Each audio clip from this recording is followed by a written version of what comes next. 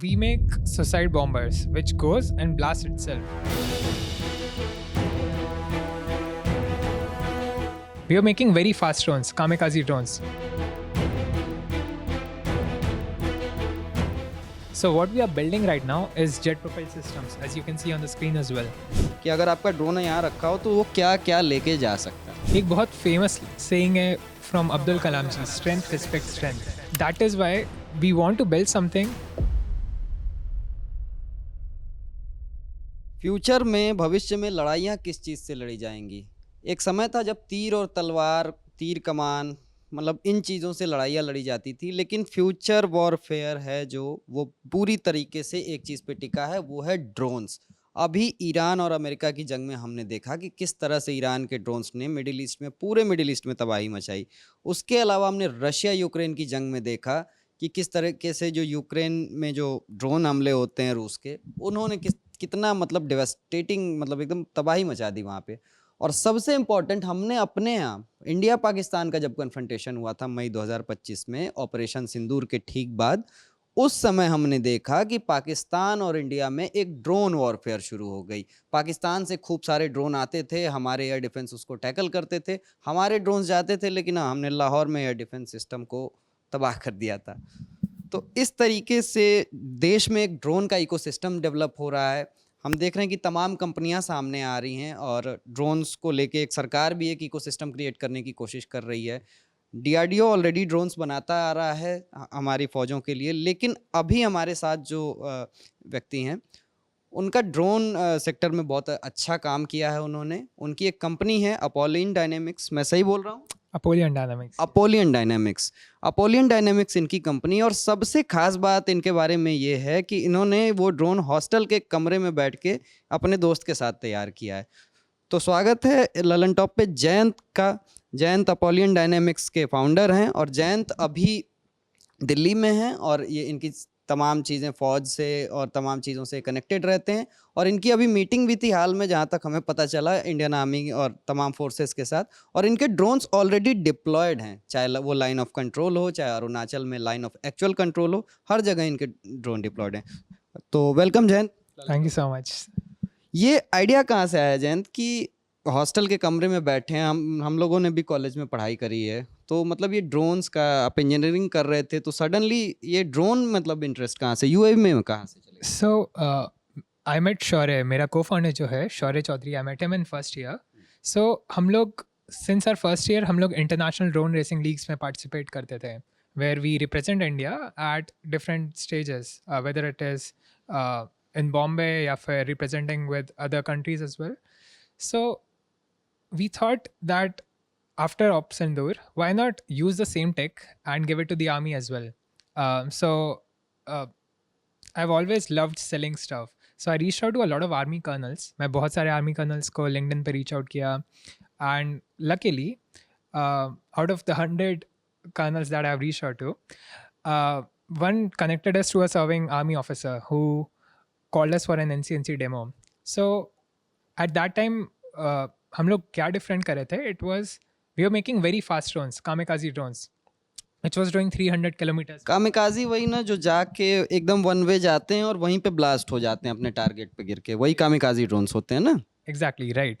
So we were making very fast drones. So we thought ki let's give this an actual use. So we went to the army because it is one thing कि मैं आपको बोलूँ presentations में कि हमारे drone 300 kilometers per hour कर सकते हैं, versus मैं आपको actually दिखाऊँ कि ये 300 kilometers per hour कर सकते हैं. So we went to the army, we demonstrated our drones. They really liked it. So it was just a one-day NCNC demo. I still remember the date. It was exactly last year, 21st of May. We were in Chandi Mandir demonstrating our drones in the demo. They liked it. They even called their seniors, brigadiers, and lieutenant colonels. And we had a proper event in which we actually used explosives to and dropped some explosives from our drones as well. मतलब drone पे payload आपने लगाया, explosive लगाया और वो जाके कहीं drop करके ये पूरा आपने फौज के सामने डेमोन्स्ट्रेशन किया, इंडियन आर्मी के सामने to be precise. Yes, but this was with the supervision of the officials only. They were taking care of the complete explosive side of it. So our journey started with this. So after the demos and NCNC demos, we got few orders. So that's when we started. We got our first order in July 2025.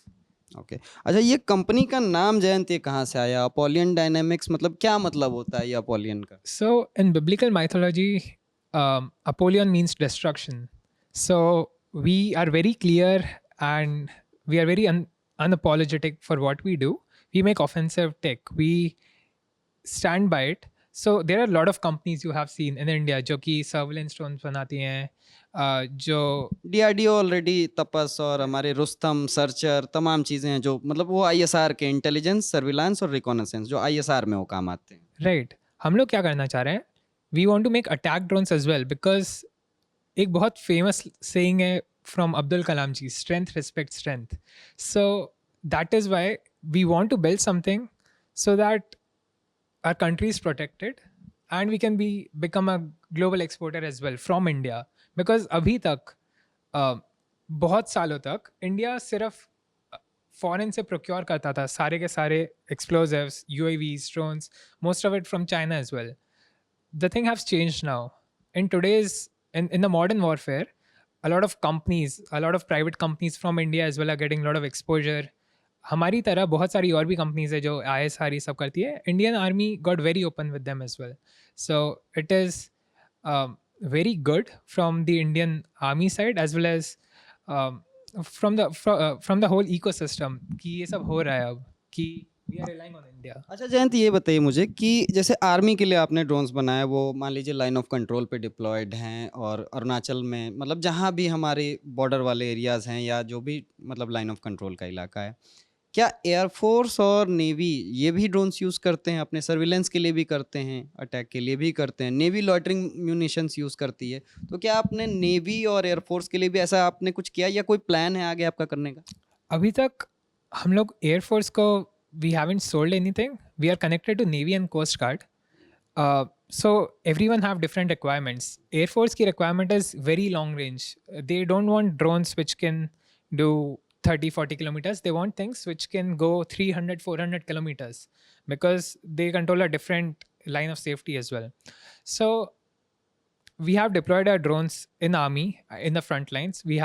We are in collaboration with the Navy and the Coast Guard as well, but we'll soon be getting in touch with the Air Force and we are very open for that. So अच्छा, कितनी range है? मान लीजिए हम यहाँ से आपका drone, जैसे आपने लॉन्चर सब सेट कर लिया, कितनी दूर चला जाएगा आपका ड्रोन? so initially जो हम लोग कामिकाज़ी ड्रोन बनाते थे जिसके साथ हम लोग पहले आर्मी के पास गए थे, that could just do 20 kilometers, जिसका operationally it is required somewhere sometimes, but we stopped making those because we want to make something which is actually being used in the front lines when situations go worse. So what we are building right now is jet propelled systems, as you can see on the screen as well. So this jet propelled system can do 300 kilometers. Jet मतलब वो जो fighter jets में होता है वैसा engine, उस type का कुछ है, उससे सिमिलर ये कुछ है? Right, this is the exactly same jet but in a miniature model. So it is a micro turbine. छोटा जेट कह सकते Exactly. So this give a very good propulsion. This is a very good propulsion system instead of using propeller-based systems. So with this, we are trying to achieve a range of 300 to 400 kilometers per hour with a speed of 700 kilometers per hour. So why the speed matters is because you might have seen Iran में and in the current warfare, Shahed drones बहुत ज़्यादा use हो रहे हैं. At one point, Shahed drones, people were scared of Shahed drones. लोग डरते थे Shahed drones से because it is mass manufacturable. बहुत ज़्यादा तादादी में इसको भेज सकते थे. But अभी in the recent times, बहुत ज़्यादा सस्ते interceptors आ गए which are able to take these Shahed drones down as well. And this is happening because the one thing which was good about Shahed drone at one point turned around itself. So which was the cost of manufacturing. So, and one more thing why Shahed drones are becoming obsolete these days is because of the speed. Shahed drones are doing 150-200 kilometers per hour, जिसकी वजह से इनकी interception window बहुत ज़्यादा बढ़ जाती है. मतलब आसानी से पकड़े जाएंगे. अगर मान लीजिए कोई दिख गया, कोई एयर डिफेंस पे कोई बैठा है जो हैंड हेल्ड गन्स भी होती हैं, तो वो आसानी से अगर चाहे और अच्छा ऑपरेटर है तो वो मार के गिरा सकता है. Exactly. Even handheld, and then there are automated guns as well. But if you are sending something at 700 kilometers per hour, imagine I have to go 700 kilometers at 700 kilometers per hour, 100 kilometers range. It will just take me roughly around 8 minutes. And जब मैं उनसे 10 kilometre दूर रहूँगा, they'll have roughly few seconds to react. they have to choose what missile to use, they have to choose how to lock in, कैसे lock in करेंगे क्या reaction time बहुत कम मिलेगा उनको और तब तक आपका ड्रोन अपना काम कर चुका होगा। अच्छा जयंत, मैं ये जानना चाह रहा था कि जब ड्रोन जैसे आपने लॉन्च किया, ठीक है, उसमें जो पेलोड लगाते हैं, उस पेलोड का क्या स्पीड वगैरह पे, जैसे आप जो बना रहे हैं आप, मतलब पूरी डिटेल्स हम जानते हैं कि आर्मी की चीज़ें हैं, कुछ सेंसिटिव हैं, तो हम जितना आप बता सकें कि क्या पेलोड होता है, किस तरीके के उसमें, मतलब आपने जैसे कहा कि ऑफेंसिव ड्रोन्स हैं आपके, अटैक के लिए ही यूज़ होते हैं, तो उसमें किस तरीके के हथियार, वो क्या मशीन गन, आजकल हम देख रहे हैं कि ड्रोन्स में मशीन गन भी फिट हो रही हैं, और पेलोड्स हैं, बॉम्ब्स टाइप की चीज़ें हैं, शेल्स टाइप की चीज़ें हैं, जो तोप के गोले होते हैं वैसी भी चीज़ें हैं, तो हम क्या क्या देख सकते हैं आपके ड्रोन में, मतलब कि अगर आपका ड्रोन यहाँ रखा हो तो वो क्या क्या लेके जा सकता है? So we make suicide bombers, which goes and blasts itself. So we use plastic explosives mostly. It is a C4, yes. It is a one-time use UAV. So we don't have to put a machine gun on top of it. या फिर कुछ और लगाने की ज़रूरत नहीं है.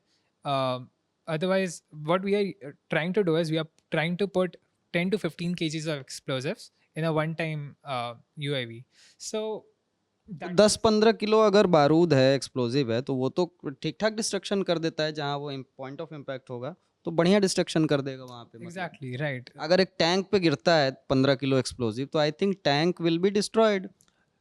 It can be destroyed, it cannot be destroyed, depends on the explosive. So like there is plastic explosives, there are different types of explosives as well. To destroy a tank you have to penetrate deep inside the tank and then armour piercing जिसको कहते हैं। exactly right. So that can be one model of weapon which we can use in future, but right now the initial phases which we are going to try with is going to be C4, which is plastic explosives.